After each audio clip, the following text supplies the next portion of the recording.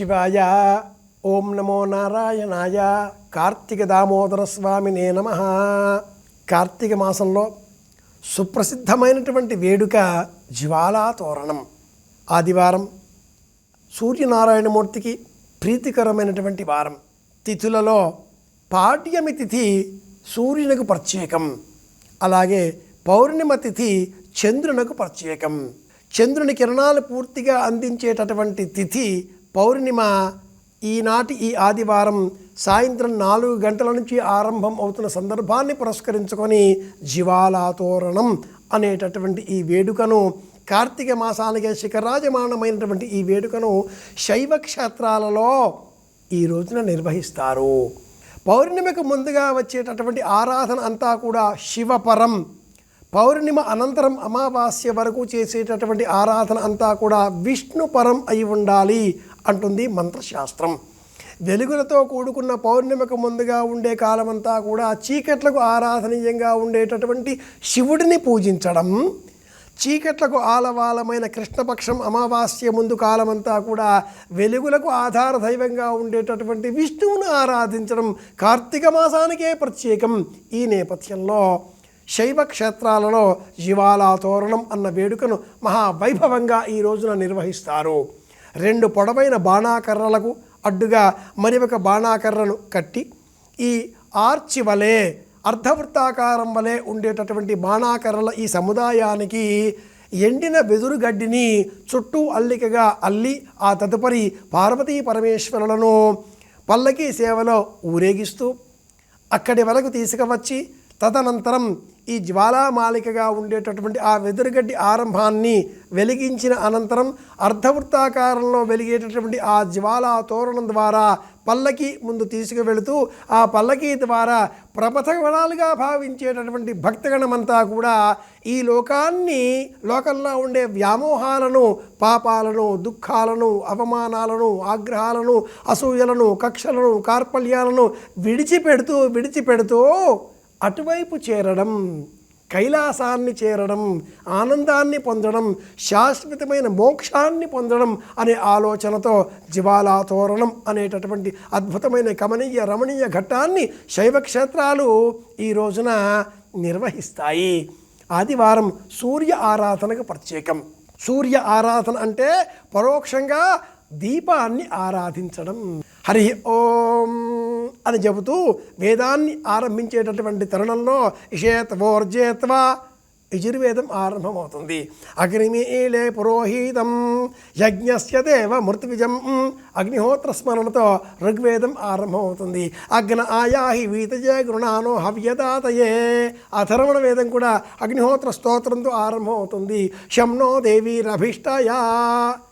ఇలా చూస్తే సామవేదం అగ్ని ఆయాహి, షన్నో దేవి రభిష్టజ, అథర్వణ వేదాలన్నీ కూడా ఆ అగ్నిహోత్రుడిని స్తోత్రం చేసే విధంగా, ఆరోగ్యాన్ని అందించే విధంగా, మనల్ని అనుగ్రహించే విధంగా, దైవాన్ని కీర్తించే విధంగా ఆరంభం కావడంతో అన్నింటి స్మరణపూర్వకంగా ఉండే ఏకైక రూపం సూర్యస్వరూపం.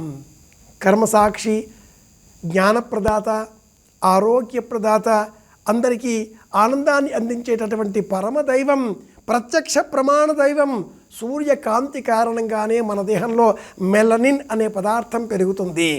సూర్యకాంతి కారణంగానే మనం ఆరోగ్యంగా ఉండగలుగుతున్నాం. విటమిన్ డి అనేది కూడా లభిస్తుంది అని ఆధునిక వైద్యం కూడా చెబుతున్నటువంటి తరుణంలో ఆ సూర్యకాంతి కార్తీక మాసమంతా కూడా పగటి కాలం తక్కువ కావడంతో శరీరానికి చాలా తక్కువగా లభిస్తుంది. పగటి కాలం తక్కువ, రాత్రి ఎక్కువ అయినటువంటి నేపథ్యంలో దీపాలు వెలిగించాలి. దీపాల కాంతుల కారణంగా శరీరానికి కొంత ఆరోగ్యం చేకూరుతుంది. భజనలు చెయ్యాలి. భజనల కారణంగా చేతులు 2 కూడా ఇలా ఒరిపిడిగా రాచుకునేటటువంటి సందర్భంగా 2 చేతులు సృష్టించేటటువంటి ధ్వని ప్రకంపనల కారణంగా శక్తి ఉద్విగ్న భరితమై వేడి సంతరించుకొని ఆరోగ్యాన్ని అందిస్తుంది. ఉపవాస వ్రతం పాటించాలి. లఘువుగా, సంక్షిప్తంగా, ఏకభుక్తం మితాహారం చెయ్యాలి. సప్తర్షి కృచ్ఛ చాంద్రాయణ వ్రతాలు చెయ్యాలి. పరిమితంగా, హితంగా, సాత్వికంగా స్వీకరించాలి ఆహారాన్ని అని చెప్పడంలో జీర్ణశక్తి తక్కువగా ఉంటుంది కనుక తగిన జాగ్రత్త పొందండి, స్వీకరించండి అనే హెచ్చరిక కూడా దాగి ఉంది. తైల భోజనం చేయరాదు, నూనెతో చేసిన పదార్థాలు ఈ మాసంలో స్వీకరించరాదు, నూనెలో దీపాలు వెలిగించాలి. ఇలాంటి అనేక నియమాల మాలికగా తోరణంగా ఉండేటటువంటి కార్తీక మాసంలో శిఖరాజమానమైనటువంటి విధి విధానం దీపోత్సవాలలో అగ్రేసర తాంబూలం కలిగిన మాస విధానాల్లో ఒకటి జ్వాలాతోరణం. జ్వాలాతోరణ వృత్తాంత సంబంధిత కథనాలను పరిశీలిస్తే పార్వతీదేవి పరమేశ్వరుని ఆగమనానికై నిరీక్షించి రాకపోవడంతో స్వామి రాకను కోరుతూ జ్వాలాతోరణం ఏర్పాటు చేసింది.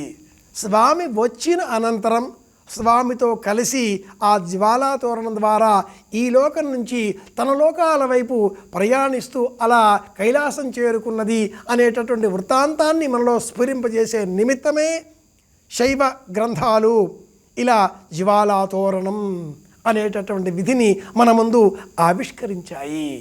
ఆదివారం ఆదిత్యుని ఆరాధన ప్రశస్తం, ఆదివారం దీపారాధన యోగదాయకం. అశేష సంఖ్యలో మన మనోబలాన్ని సంకల్ప సిద్ధిని నెరవేర్చుకునే విధంగా భక్తి టీవీ, ఎన్టీవీ, వనితా టీవీ వారి సమష్టి చైతన్యంతో ఏర్పాటు చేసిన జ్ఞానదీపకాంతులతో కోటి దీపోత్సవంలో పాలు పంచుకుందాం. దీపాలు వెలిగిద్దాం, మన గృహాలలో సైతం దీపాలు వెలిగిద్దాం. ప్రపంచమంతా కూడా ఇలా దీపాలు వెలిగించేటటువంటి నేపథ్యంలో ఇతర దేశాల వారంతా కూడా దీపాన్ని వెలిగించడం మాత్రమే కాదు సుమా, వెలిగించిన ఆ దీపాన్ని ఆరాధించేటటువంటి విశేషమైన సంస్కృతి ఈ భారతీయమే అని గుర్తించే విధంగా ఆకాశంలో ఉండే దేవతలు ఈ భూలోకంలో ఈ దీపాలు వెలిగే విధానాలు చూచి ఇది కలియుగ కైలాసమా, నక్షత్రాలన్నీ ఇక్కడ వెలుగుతున్నవా అని భ్రమపడే విధంగా దీపాలు వెలిగిద్దాం. జ్వాలాతోరణం కార్యక్రమాన్ని విజయవంతం చేద్దాం. మళ్ళీ రేపు కలుసుకుందాం. శుభమస్తు.